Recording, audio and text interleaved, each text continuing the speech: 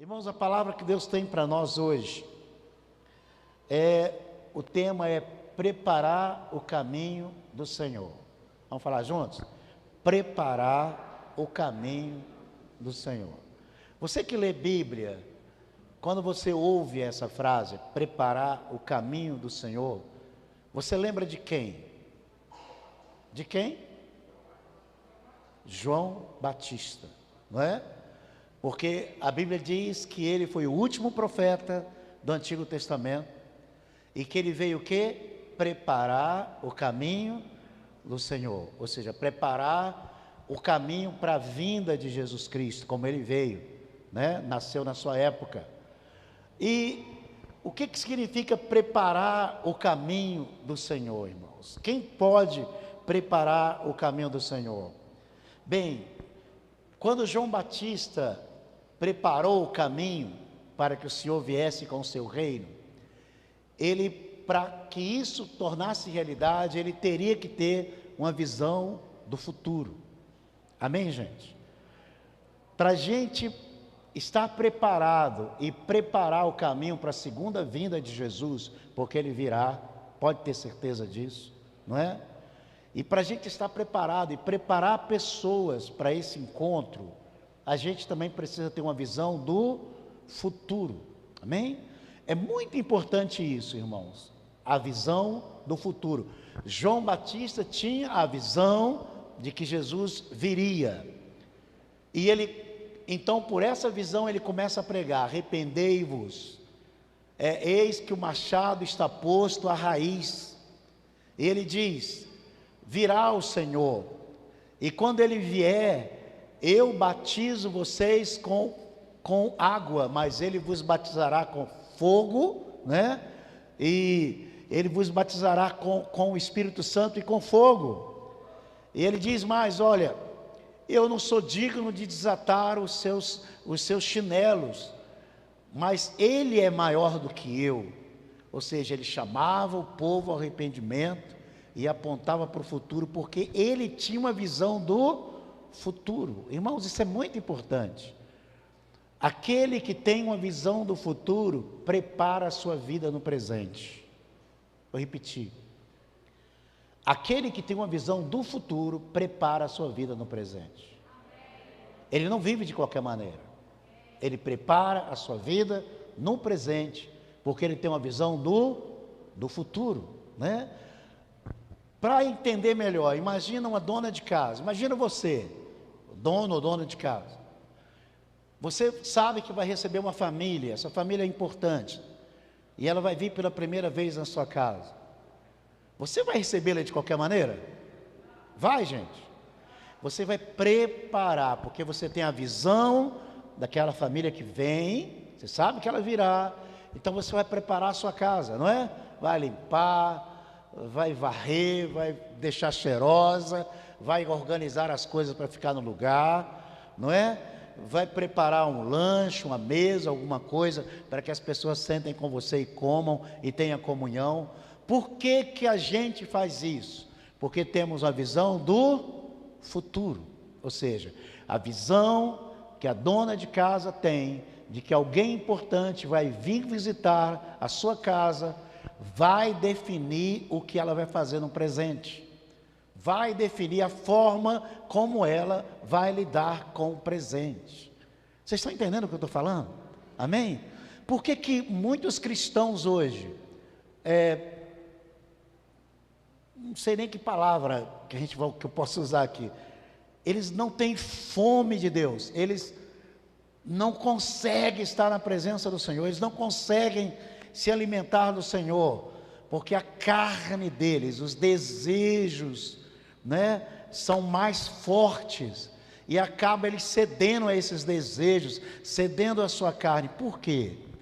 Pessoas que não têm visão do futuro, cristãos que só pensam no aqui e no agora, não é? Vou dar um outro exemplo. Imagina alguém que tem que, sabe, alguém não, nós, né, que tem que pagar a conta todo mês, né, e que tem uma prestação para poder pagar, e sabe que ganha aquele valor todo mês, e precisa honrar as suas dívidas, precisa honrar seus compromissos. Essa pessoa tem uma visão do futuro, ela quer pagar suas dívidas. Ela vai viver de qualquer maneira? Ela vai para shopping, comer sanduíche, comer pizza, ela vai viajar jogando dinheiro fora? Não.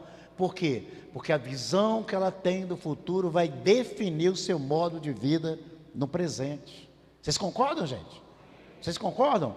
Então, qual é a visão de futuro que você tem que prepara a sua vida para viver no presente hoje?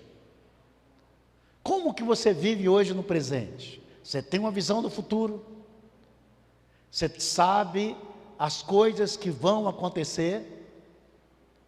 Você sabe sobre o plano de Deus para o fim dos tempos? Você tem essa visão do futuro? Porque quando você tem essa visão do futuro, irmãos, eu vou repetir, vai definir o seu modo de viver aqui na terra. Você não vai viver de qualquer maneira. Você vai viver com prudência. Você vai viver com sabedoria. Você vai viver voltado cada vez mais para Deus, em submissão a Ele, em adoração, em culto. Você não vai negar nada da sua vida, nem do seu coração para Deus. Tudo que você tem, você vai dar para Ele. Estou falando que você vai pegar carro e coisa e trazer para a igreja. Estou falando isso não. Porque você tem uma visão do futuro. E você sabe que você está aqui como um peregrino. Você não é morador definitivo com esse corpo que você tem aqui nessa terra. Isso vai passar. Não é? Eu sempre digo que tem uma vizinha da minha filha, que mora em frente, ela fez 102 anos, e quase sempre quando a gente passa em frente à casa dela, ela está lá fora, varrendo, sentadinha lá, conversa com minha esposa, e fala com ela, mas você é tão linda, você veio e fez seus netos, lúcida, né? Mas o que é 102 anos, comparado com a eternidade? É um sopro, não é nada. Então, a gente tem que ter uma visão do futuro que vai definir a forma que nós vamos viver hoje. Por exemplo, se eu tenho uma visão de futuro de vida eterna, a forma em que eu vivo hoje com minha família será definida por essa visão. A forma em que eu gasto meu dinheiro será definida por essa visão. A forma como eu lido com as pessoas nas oportunidades que eu tenho de pregar o Evangelho, vai ser o quê? De acordo com essa visão. Ou seja, toda a minha perspectiva muda, toda a minha maneira de viver muda, porque eu não sou só crente por ser crente, por estar na igreja, vir a hora que eu quero, cantar um louvor, dar na teia de dar uma oferta eu dou, e viver o meu dia a dia de qualquer maneira. Não, esse tipo de crente não tem visão do futuro, não tem, vai passar, vai morrer, e olha lá se morrer com Deus, olha lá se vai ter salvação, porque não tem visão do futuro, não tem prudência, é descuidado, é de qualquer maneira, não se envolve no serviço do Senhor, não se envolve nas coisas do Senhor. Seu coração está voltado para o mundo, está voltado para satisfazer seus desejos, suas vontades. Então é preciso a gente ter uma visão clara do futuro, amém, gente?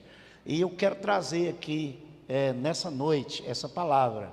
Tem um salmo, que é o Salmo 2, eu gostaria que vocês abrissem. O pessoal da mesa aí, coloca, eu vou ler na revista, nova revista atualizada, né? Você pode acompanhar com a gente, Salmo 2, né? A gente vai ver, só abre por enquanto, a gente vai ler juntos, tá? A gente vai ler junto esse Salmo 2, porque esse Salmo 2 mostra a visão do futuro, amém? A gente não vai ler agora não, ok? Escuta só, tem um pregador que é chamado Príncipe dos Pregadores, chamado Charles Spurgeon, um inglês. Ele viveu no século XVIII, um pastor batista reformado. Até hoje pessoas são influenciadas pela vida desse homem. Eu sou influenciado pela vida dele. Estudiosos da Bíblia e da história da igreja são influenciados pela vida dele. Ele foi o último puritano, era um grupo de cristãos naquela época que preservavam a pureza. E ele lutava contra tudo aquilo que era liberalismo dentro da igreja, que naquela época já estava começando a acontecer. Esse príncipe dos pregadores, chamado Charles Spurgeon, em uma das mensagens dele, ele disse o seguinte, usando esse salmo, ele disse o seguinte: esse salmo nos dá uma perspectiva das coisas que vão acontecer. Eu estou parafraseando aqui as palavras dele. E esse salmo, para a gente entender, é como se você entrasse no teatro, e esse teatro tivesse uma peça dividida em 4 atos, né? Em cada ato abre-se a cortina, e você tem aquela cena. Depois fecha a cortina, prepara-se e abre de novo e vem a outra cena. E assim a cortina fecha e abre 4 vezes, colocando 4 perspectivas, ou 4 atos, ou 4 cenas.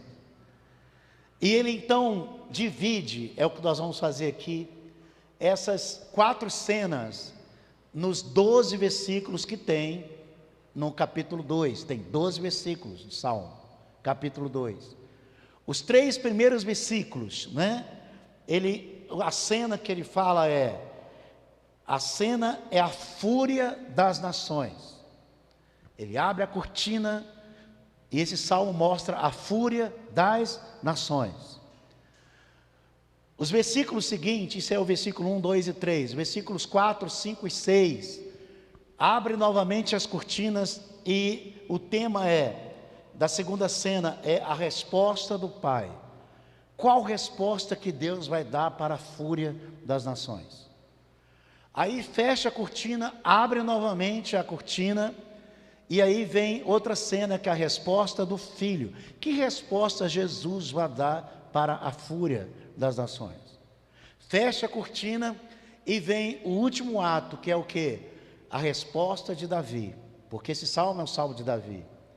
Então Davi, ele dá conselhos, ele orienta, porque ele teve essa revelação, não é? Ele viu esse futuro e baseado nesse futuro, ele aconselha, ele orienta as pessoas para serem prudentes, para viverem de acordo com essa perspectiva que foi mostrada nessa visão para eles. E é isso que nós vamos fazer aqui, amém?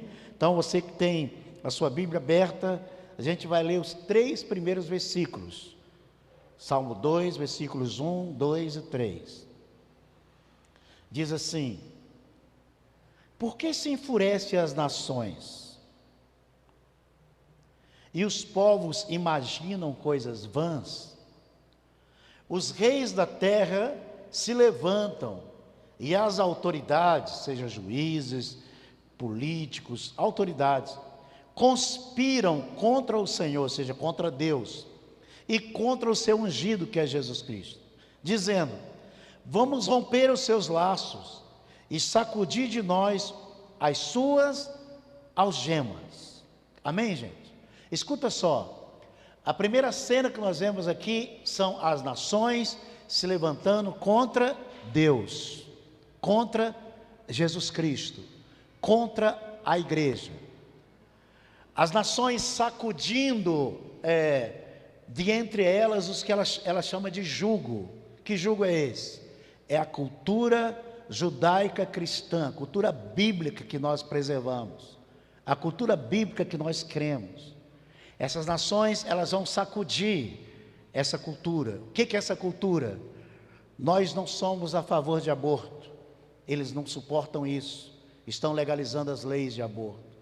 Nós não somos a favor de troca de casais, de swing, das pessoas não respeitarem a família. Eles estão trabalhando para isso, para que não haja família. Nós não somos a favor de corrupção, de roubo, de mentira. Eles estão legalizando roubo, corrupção e mentira através de leis, não só no Brasil, mas no mundo inteiro, não é? Nós não somos a favor da imoralidade sexual, seja ela qual for, não é? O nome que se dá. Nós não somos a favor, porque a Bíblia não é a favor disso. Então nós somos da Bíblia, né? Mas eles estão legalizando tudo aquilo que você possa imaginar de perversão, não é? Porque eles querem acabar com a família. Família, não é? De homem e mulher que gera filhos. Eles querem tirar essa ideia e eles querem colocar, estão lutando para colocar a ideia de gênero, né? Que ideia é essa? E está sendo filmado isso aí. Que ideia é essa? A ideia de que o homem e a mulher, a criança, a menina e o menino, pode escolher o seu sexo e fazer o que quiser da sua vida. Então eles vão contra o princípio bíblico, porque Deus fez o quê? Homem e mulher. Deus fez menino e menina. Imagina você no Éden. Vamos voltar para o Éden, quando Deus fez o ser humano, Adão e Eva. Imagina se lá tivesse 2 homens. Nós estaríamos aqui? Se tivesse só 2 mulheres, nós estaríamos aqui? Não. Mas eles estão lutando. Não é Brasil, é o mundo inteiro que estão lutando. Por exemplo, o que fizeram com Maurício, aquele jogador, ex-jogador do Minas, de vôlei. E que alguns homossexuais estão a favor do Maurício. Estão dizendo, ele não fez nada demais. Ele não falou contra nós. Tem uns que são inteligentes, tem uns que sabem o que está acontecendo, né? Mas existe toda essa balbúrdia acontecendo, não é? Por exemplo, eu e Reuel, eu levei meu neto para assistir um filme chamado Eternos, né? Que não tem nada de eternos naquilo ali. E fomos assistir o filme, e um dos eternos lá, depois que foram procurar cada um deles, que já tinha mais de 6.000 anos, estava na terra, e se juntaram contra um inimigo, então saíram procurando aqueles que estavam espalhados, encontraram um, e esse um morava com um homem, e tinha um filho que eles adotaram, e eles se despediram dando beijo na boca. Vocês estão entendendo? Isso é normal, como o Superman gay, né? Todos os filmes hoje têm isso. Antigamente era a Globo que fazia isso, hoje não. A cultura em geral é assim. Eles estão empurrando a fúria das nações. Eles querem desfazer da Bíblia, destruir Deus, destruir Jesus Cristo, que é a base disso, destruir a igreja, os cristãos que sustentam isso na terra. Eles estão tentando destruir, eles estão trabalhando. Eu vi um vídeo do pastor Jorge Linhares da Getsemane, que eu achei um absurdo. Eu até comprei o Dorito. Sabe o que é Dorito? Aquele pacotinho vermelho, né? Eu comprei para ver aquele negócio lá. Eu até ia mandar para vocês, só que eu não mandei porque eu achei que eu ia encher demais a caixa de mensagem, que eu mando muita coisa para a igreja, né? E eu achei um absurdo. O pastor lá mostra o seguinte, que tem um vídeo que é um comercial da Dorito no México, e aparece nesse comercial, porque lá eles cultuam muito a morte, né?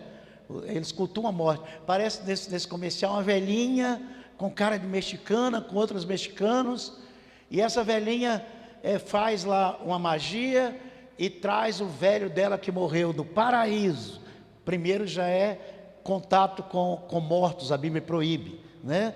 E o velhinho chega, mas o velhinho não chega sozinho, o velhinho chega acompanhado de outro velho. E ela fica admirada, você não está só? Aí o velhinho fala, não, no paraíso eu encontrei o Antônio, agora nós moramos juntos, ele me consola. Aí a velhinha falou assim, ai que legal, ainda bem que você não está só. Aí vem a Dorito falando, muda a sua vida, Vocês estão entendendo? Tudo hoje está voltado para destruir. As nações estão enfurecidas contra Deus, contra Jesus Cristo, contra a igreja. Eu não duvido se eles se organizarem para fazerem leis declarando que a Bíblia é um livro proscrito, é um livro ilegal, como já é na China, em outros países comunistas, como já foi na Rússia antes do comunismo cair. Eu não duvido. Por quê? Porque isso expõe o pecado deles, isso expõe um modo de vida que eles não querem viver, isso expõe, como ele chama de prisão, que não é prisão, porque são princípios morais, são leis do Senhor, não é? Que guarda a integridade das pessoas na terra. Mas aqui diz que a primeira cena, nesses 3 versículos, é que as nações estão enfurecidas contra o Senhor e contra o seu ungido. e elas se levantam com fúria para sacudir todo e qualquer princípio cristão e viver a sua vida. O que está acontecendo?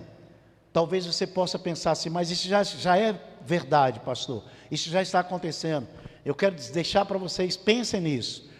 Ainda são sementes, não se tornaram obrigatoriedade, ainda são sementes que estão sendo plantadas nas nações, mas vai chegar um dia que essas sementes se organizarão e será obrigatoriedade. Por quê? Porque as nações estão trabalhando para fazer uma cultura anticristo, para receber o anticristo.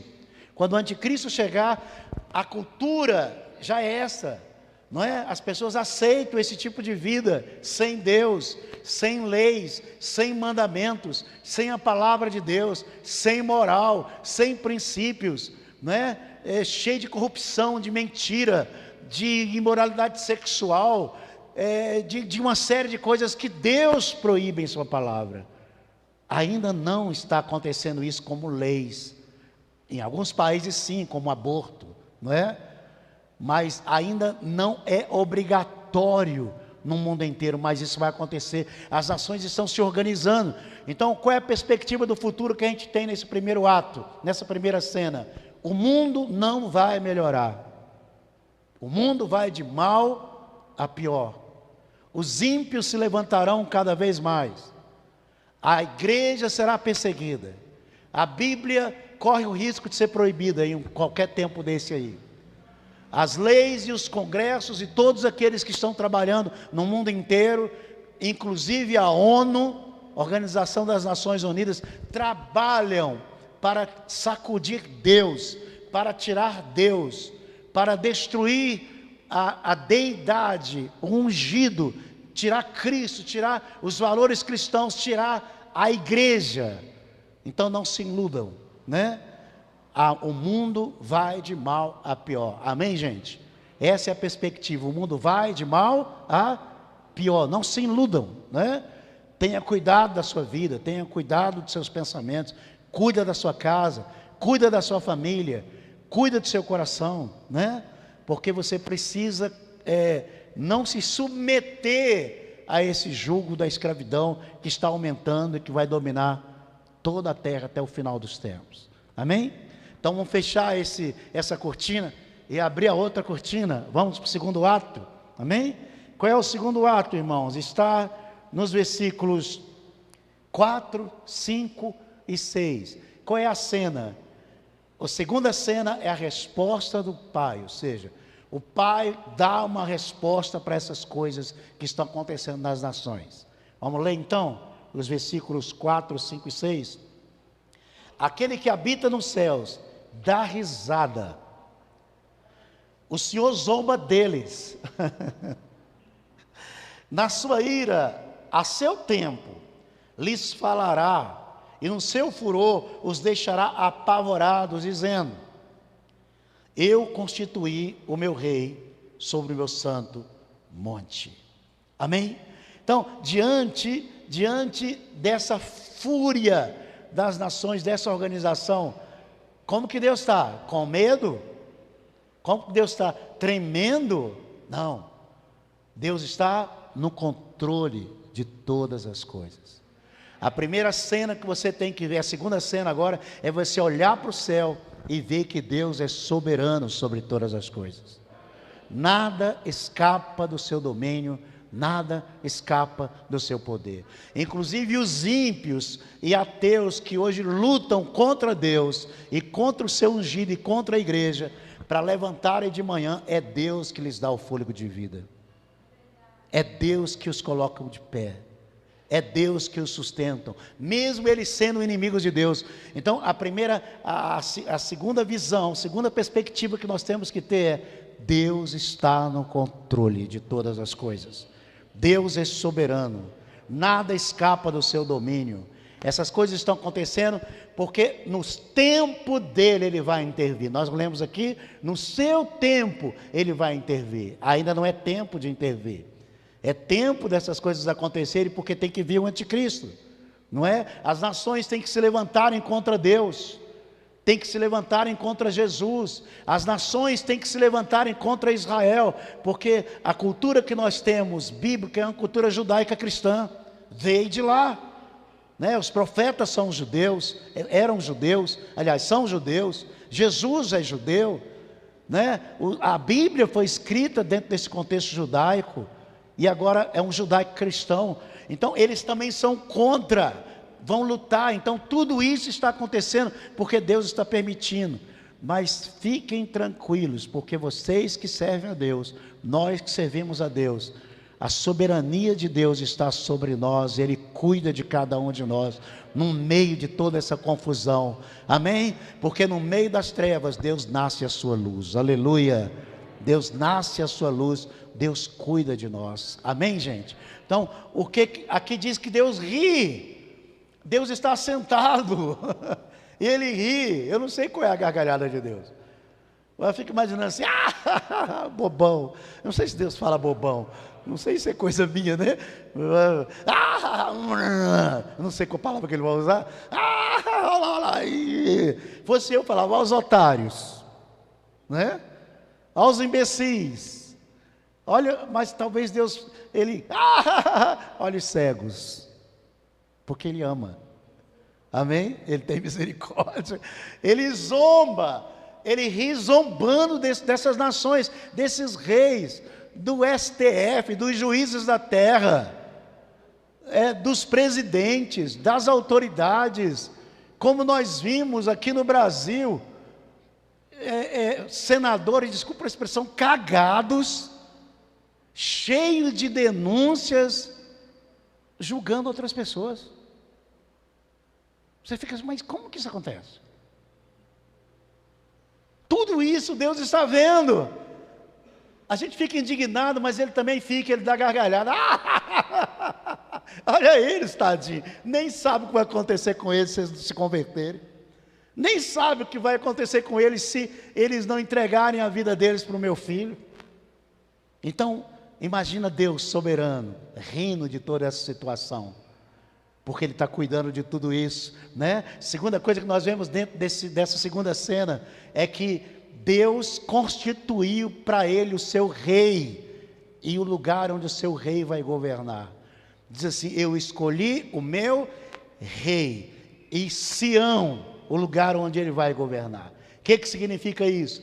Deus já escolheu um rei, que vai governar todas as nações da terra. Vou repetir, irmãos. Deus já escolheu um rei, que vai governar todas as nações da terra, e o nome desse rei é Jesus Cristo, é ungido, é o seu filho, Ele já escolheu esse rei, que vai governar todas as nações da terra, amém, gente? Lá em Mateus capítulo 28, versículo 18, diz assim, Jesus fala, toda a autoridade me foi dada nos céus e na terra. Jesus tem toda a autoridade nos céus e na terra, amém? E Deus já deu para ele essas coisas, e diz que Deus escolheu o seu rei, e o lugar que ele vai reinar, que lugar? Sião. O que é Sião? Jerusalém, é Israel, porque existe essa confusão contra Israel, todo mundo quer destruir Israel. Israel ficou 1800 anos sem terra, espalhados pelo mundo, inclusive no Brasil, perseguidos por Hitler e tantas outras nações. Por quê? Porque o diabo e essas nações ímpias sabem que ali vai ser estabelecido o trono de Deus. Vocês estão entendendo o que eu estou falando? Pastor, eu vou para o céu. Se você morrer hoje, você vai. Se você morrer antes de Cristo, você vai.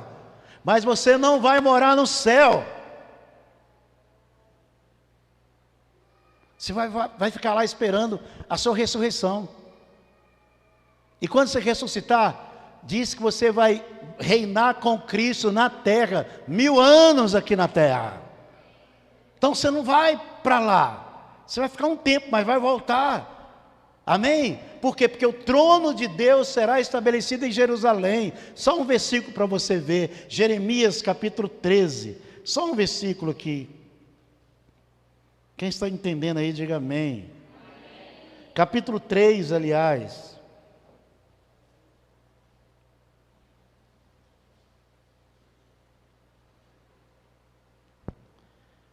Amém? Versículo 17, naquele tempo, não sei se está certo o versículo, está certo aí, gente? Vocês olharam aí? 3,17. Naquele tempo, chamarão Jerusalém de quê? De quê? Trono do Senhor. Amém? E o que vai acontecer? Nela se reunirão todas as nações em nome do Senhor, e já não andarão segundo a dureza de seu coração maligno. Deus tem um plano. Amém? Ele tem um rei que ele escolheu, que é seu filho. E ele tem um lugar em que ele vai estabelecer o seu trono, que é Jerusalém. Amém? Por isso que a última guerra que vai acontecer quando Jesus vier para arrebatar a igreja e também para julgar as nações, vai ser a guerra do Armagedon. As nações se levantarão contra Cristo, né, com armas para destruir Jerusalém, mas o Senhor virá e com a espada da sua boca destruirá todos eles. Amém? Apocalipse capítulo 19 diz que um anjo sai voando sobre os céus, e o anjo começa a chamar dizendo: aves, venham de todos os cantos para comer carne de soldados, de comandantes, de cavalos, porque eles serão destruídos nas montanhas de Jerusalém. Vocês estão entendendo? Deus reina, Deus é poderoso, e Deus já estabeleceu um rei que reinará sobre toda a terra. Irmão, você já imaginou isso? E ele vai reinar a partir da onde? De Jerusalém. Olha um versículo que eu não li hoje de manhã, eu quero ler com vocês. Lucas capítulo 19. Quem está entendendo aí, diga amém.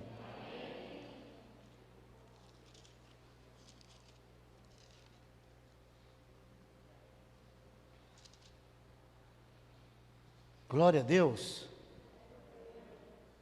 Versículo 11. Isso aqui teria que ser ensinado, mas eu só vou dar uma palhinha aqui. Vamos lá. Estando eles a ouvi-lo, Jesus passou a contar-lhes uma parábola, porque estava perto de Jerusalém. E o povo pensava que o reino de Deus ia se manifestar de imediato. Ele disse: olha, a parábola que Jesus conta é sobre o reino de Deus, que o pessoal acreditava que ia aparecer, ia manifestar naquela hora. Aí ele conta: um homem de nobre nascimento foi para uma terra distante para ser coroado rei e depois voltar. Quem é esse homem? Ele, Jesus Cristo. Ele morreu, ressuscitou, está numa terra distante que é o céu, foi coroado como rei e aguarda o momento de voltar. E continua dizendo: mas os seus súditos o odiavam, as nações, e por isso enviaram uma delegação para lhe dizer: não queremos que esse homem seja nosso rei. Não é o que está acontecendo? Não queremos Deus, não queremos Jesus, não queremos igreja, não queremos Bíblia, nós queremos liberdade. Não é isso que está acontecendo? E continua dizendo aqui, versículo 15: contudo ele foi feito rei e voltou. Então, quando ele volta, que é a segunda vinda, ele mandou chamar os servos a quem dera o dinheiro, a fim de saber quantos tinham lucrado. O primeiro veio e disse: Senhor, a tua mina, o seu dinheiro, rendeu outras 10. O que o Senhor fala? Muito bem, meu bom servo, respondeu o seu Senhor. Por ter sido confiável no seu pouco, governe sobre 10 cidades. Estão entendendo a revelação? Quando Cristo vier, Ele pedirá contas à igreja, cada um de nós, os dons e os talentos que Ele nos deu. Se você for ler, vai aparecer o homem que tinha 5, que multiplicou, e ele vai governar 5 cidades. Mas vai aparecer um outro que recebeu pouco e guardou, escondeu, e ele é lançado fora nas trevas. Tudo que Deus nos deu, a gente tem que administrar para Ele, com essa perspectiva da vinda dEle, porque Ele vai pedir conta. Estão entendendo? Ele vai pedir conta. Eu te dei talentos, eu te dei dons, eu te dei poder, eu te dei autoridade, eu te dei isso e isso. O que você fez? Vá cá, preste conta. Aí vamos supor que você chega, o Beto, não é Beto? Levanta a mão aí, Beto. Beto chega lá e fala: Senhor, o Senhor me deu 10 talentos, o Senhor me deu 5, é 5? É 10, né? É 10, né? Eu arrumei mais 10, está aqui. O Senhor vai falar o quê? O Senhor está onde? Está lá em Jerusalém. no seu trono. Vai falar: filho, você agora vai governar um estado que tem 10 municípios, 10 cidades, aqui no milênio. Vai lá, você me representa. Oh, glória a Deus. Essa cidade vai ter prefeitos? Vai. Essa cidade será governada por Deus? Será. Mas quem vai governar essa cidade somos nós. Vocês estão entendendo? Pode dar glória a Deus aí. Por isso você tem que ser encontrado fiel, meu irmão. Você não pode brincar com a sua vida cristã. Existe algo no futuro. Quem não sabe, pode ser daqui a 10 anos, 5, 20, 50. A gente não sabe, mas tem algo preparado. Você vai ver igual avestruz, vivendo só para você, só para você, só para você, com nenhuma perspectiva de futuro, achando que você é o cara, achando que você é a mulher. Você não é nada se você pensa assim. Aquele que humilha, que entende, que ele tem um chamado, que ele vai prestar conta de tudo que Deus lhe concedeu, ele vive o seu presente de acordo com a perspectiva que ele tem no futuro. Vocês estão entendendo? Amém? Porque ele vai administrar aquilo que Deus deu, porque Deus vai pedir contas. Cadê a casa que eu te dei? Quantas pessoas se converteram ali? Quantas vezes levantou louvor? Quantas vezes se reuniu com seus filhos, com sua esposa, com sua família e fez culto para mim? Quantas vezes você clamou meu nome naquele lugar? Ah, pastor, Deus, eu só falei palavrão. Eu só amaldiçoei. Eu só vivi para mim. Ah, é? Vai lá para as trevas exteriores. Você não teve capacidade de governar na terra. Como você vai governar o meu reino junto comigo?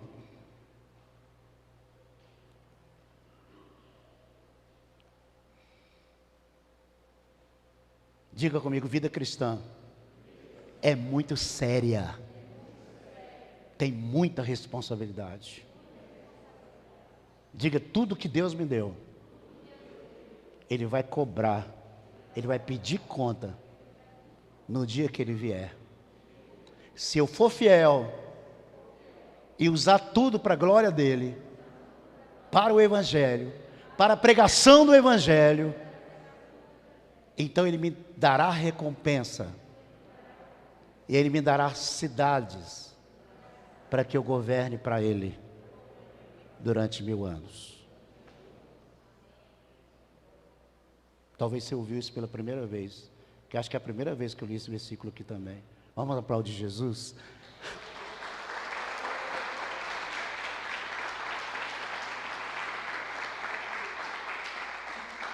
Não basta vir na igreja e você voltar e viver a sua vida de qualquer maneira, não.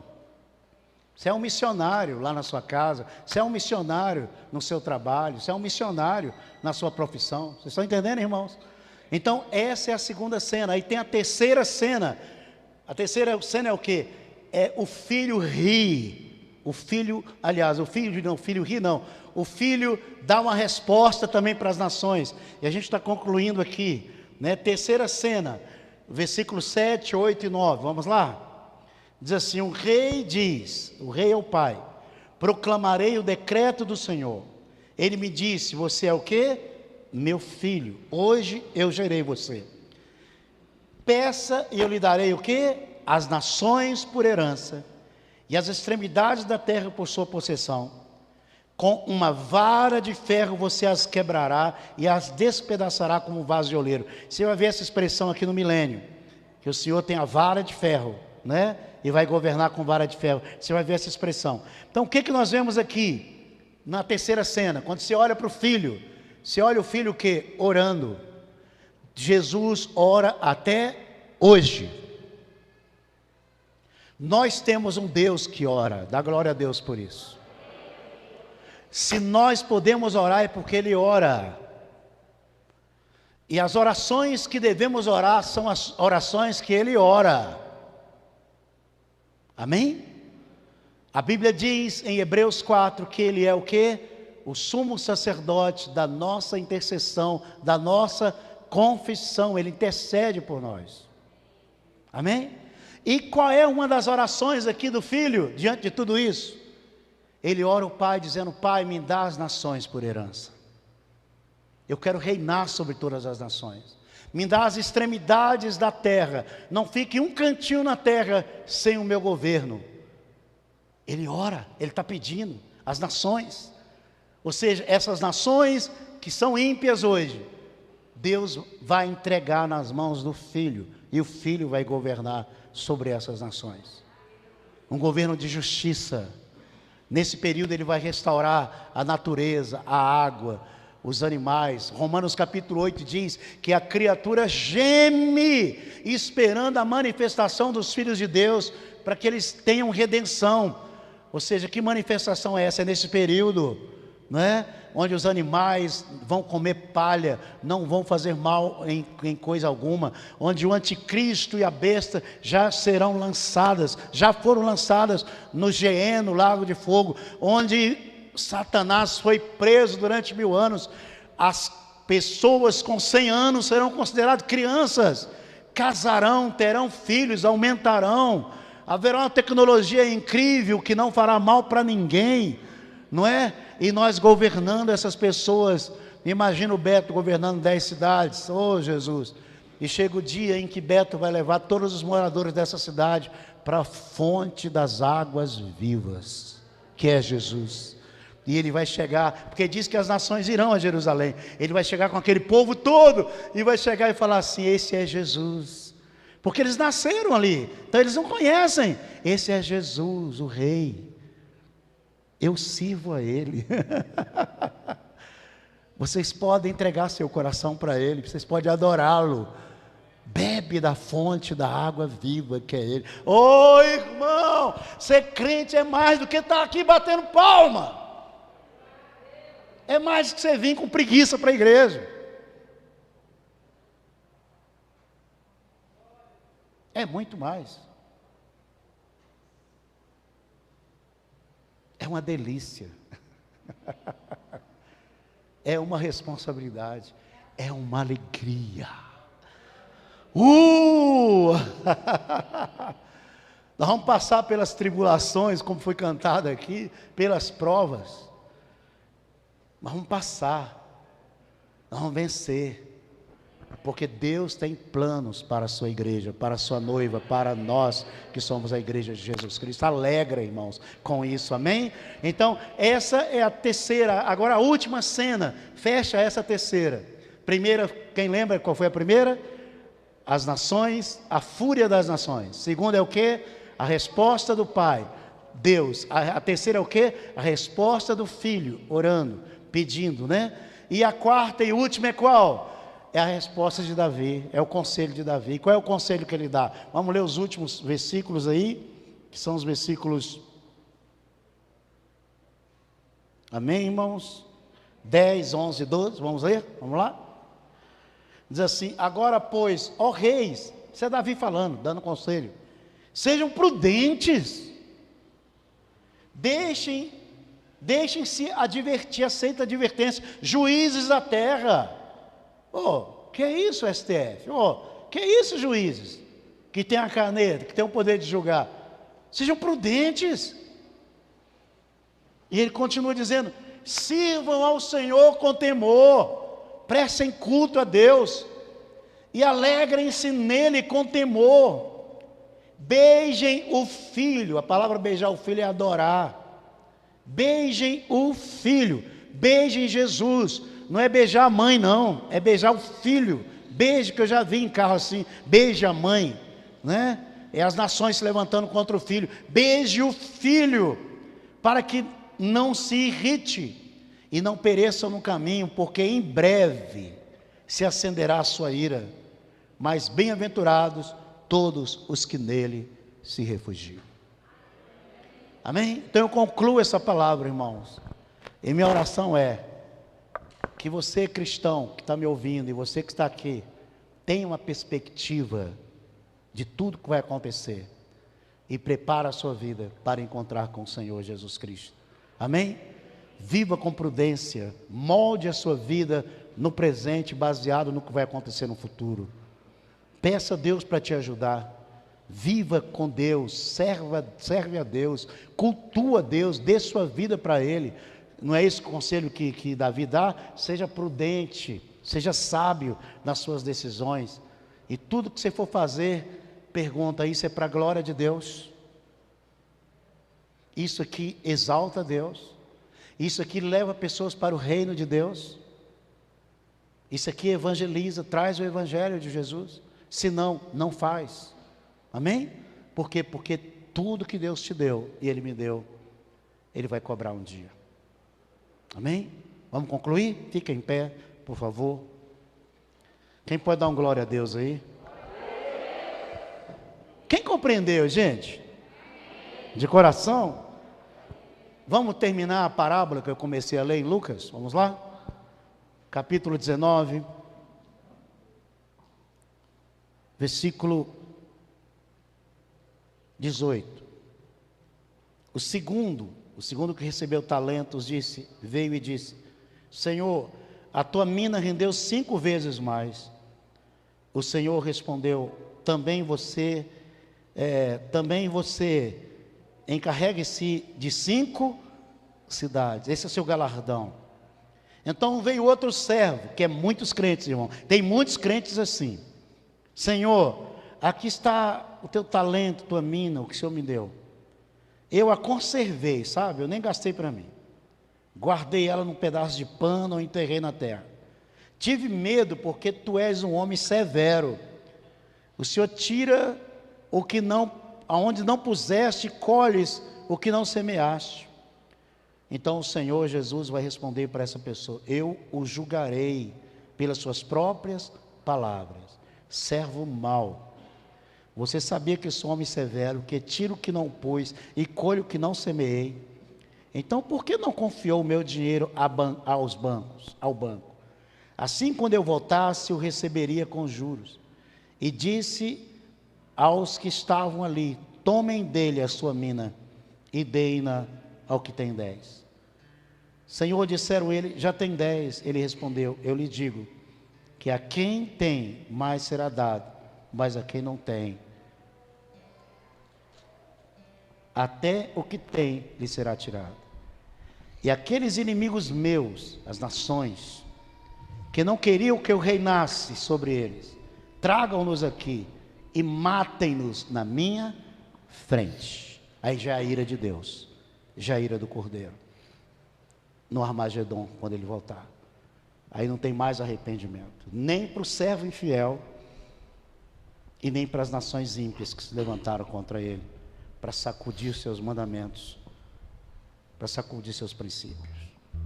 Então, meu irmão, minha irmã, não basta vir aqui, não basta assistir só na live, tem que ter uma postura cristã, baseada na perspectiva do futuro.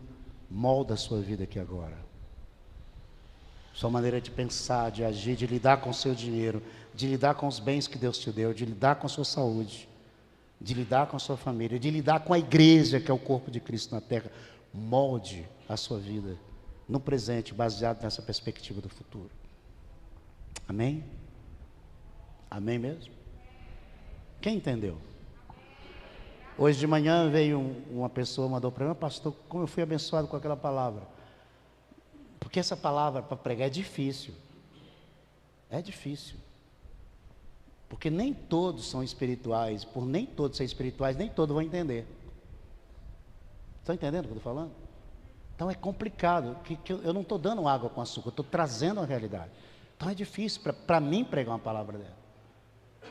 Aí depois veio uma outra pessoa e mandou uma mensagem, falou: pastor, olha, eu falando isso, eu sei que a palavra que o senhor trouxe me abençoa a igreja, mas alguns, com certeza, não entenderam e não vão entender, porque também não estão no nível de compreensão, ainda são muito carnais.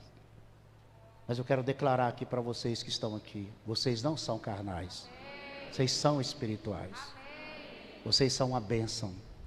O Espírito Santo deu para vocês entendimento e revelação, que vai moldar a vida de vocês com temor diante de Deus. Amém? Ministro isso na vida de vocês. Por mais dificuldade que vocês têm, Deus dá sabedoria para vocês, porque vocês são filhos, são filhas do Deus Todo-Poderoso. Vamos orar, vamos orar. Você pode levantar suas mãos, fechar os seus olhos e falar com o Pai. Fala com Ele, agradeça por essa palavra, agradeça por este momento, né? tão precioso que Ele trouxe para nós. Agradeço o Senhor, aleluia, glória, glória ao Teu nome, Senhor.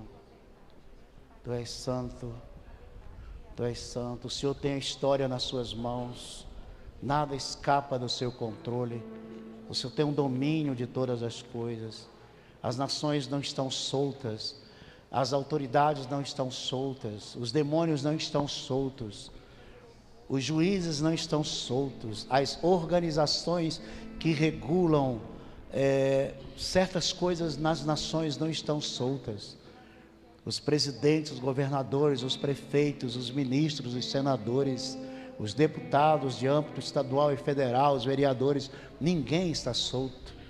O Senhor controla todas as coisas, o Senhor está conduzindo tudo para um fim, e nós te louvamos porque nós temos essa revelação, nós temos essa perspectiva que molda a nossa vida agora no presente. Nós te agradecemos por essa revelação. Nós não somos cegos, nós não somos surdos, nós não somos ignorantes com relação às coisas que vão acontecer, e pelos sinais do que está acontecendo, entendemos que está próximo o acontecimento final dessas coisas. Dá-nos um coração sábio, ensina-nos a ser prudentes, ensina-nos a administrar todos os bens e talentos que o Senhor nos deu, que não é nosso, somos só mordomos, para a Tua glória, para a multiplicação de almas, para a glória do Teu nome. Nos abençoa, Senhor, em nome de Jesus. Tira de nós toda cegueira, tira de nós todo medo. Nós clamamos a Ti, Senhor, porque cremos que o Senhor virá